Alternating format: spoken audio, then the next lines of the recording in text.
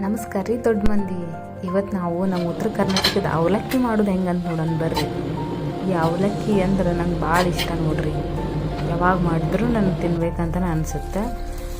ಇಲ್ಲಿ ನೋಡ್ರಿ, ನಾನು ದಪ್ಪನ ಅವಲಕ್ಕಿ ನೆನೆಸಿಟ್ಕೊಂಡಿನಿ. ಒಂದು 10 ನಿಮಿಷನೂ ಭಾಳ ಆಗುತ್ತೆ. ಒಂದು 5 ನಿಮಿಷ ನೆನೆಸಿಟ್ಟು ಹಿಂಡಿ ಸೈಡಿಗೆ ತಗೊಂಡು ಇಟ್ಕೋಬೇಕ್ರಿ.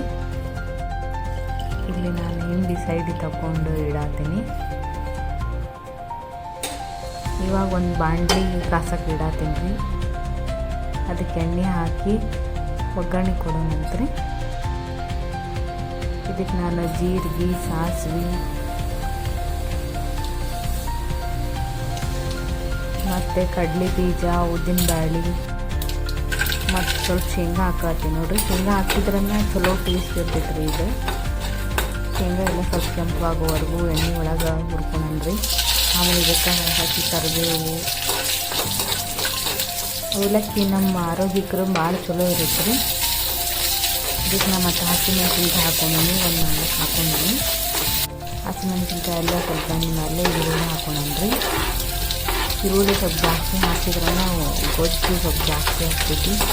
ಅದಕ್ಕೆ ಅವಲಕ್ಕಿ ಕಲ್ಸಿ ಹಾಕೊಂಡು ಆಮೇಲೆ ಚಲೋ ಅನ್ಸುತ್ತೆ. ಇಲ್ಲ ಒಣ ಹಾರಾಗ್ಬಿಡ್ತಾವೆ ಅವಲಕ್ಕಿ. ಇದಕ್ಕೆ ನಾನು ಇವಾಗ ಸ್ವಲ್ಪ ಹಳ್ಳುಪ್ಪು ಹಾಕ್ಕೊಳತ್ತೀನಿ. ಅವಲಕ್ಕಿ ಸ್ವಲ್ಪ ಉಪ್ಪು ಜಾಸ್ತಿ ಹಾಕಿದ್ರೇ ಕರೆಕ್ಟ್ ಆಗ್ತೈತೆ ರೀ.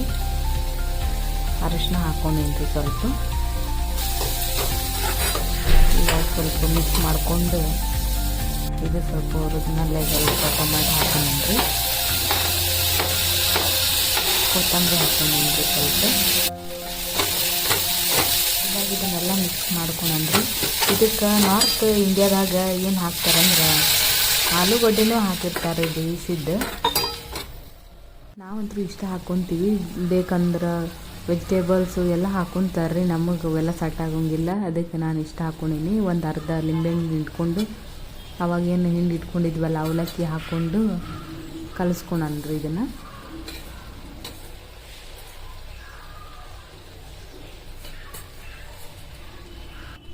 ನೋಡಿರಿ, ಎಲ್ಲ ಕಲಸಿದ್ಮೇಲೆ ಈ ಥರ ಆಗೈತಿ. ಅವಲಕ್ಕಿ ಎಲ್ಲ ಬಿಸಿ ಆಗತ್ತನ್ನ ಸ್ವಲ್ಪ ಮುಚ್ಚಿ ಲೋ ಫ್ಲೇಮ್ನಾಗ ಇಡನ್ರಿ.